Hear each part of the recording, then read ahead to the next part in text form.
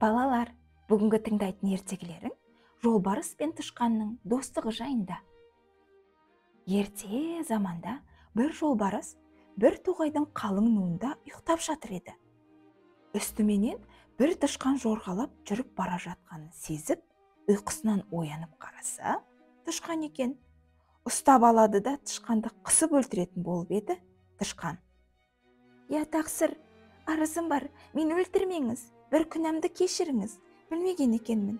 Тірі жүрсем, мен де бір қызметіңізге жарармын", деп арызын айтты. Жолбарыс күліп тұрып: "Мен жолбарыс, сен тышқансың. Қалжыңың мынау. Сен маған қызметке жараймысың?" деп тамаша етіп тұрып: "Қап, бар енді, көрерміз", деп тышқанды қоя берді. Тышқан пақыр қуанып: "Жолбарыс досым", деп жүгіріп ойнап кете берді. Күндердің бір күні жолбарыс жортып ойнап жүріп, мойнынан аспа тұзаққа түсіп, шарқ ұрып жылай береді.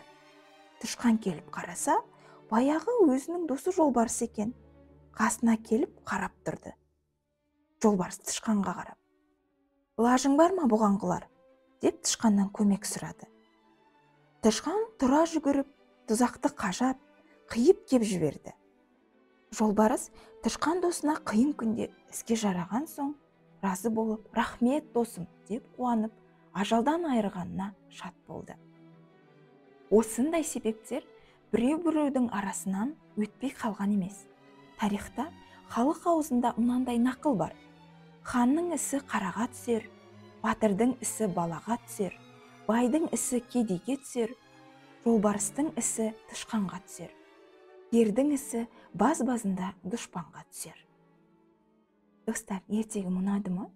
Онда каналыма тіркеліп, лайк басып, комментарий қалдыруды ұмытпаңыздар.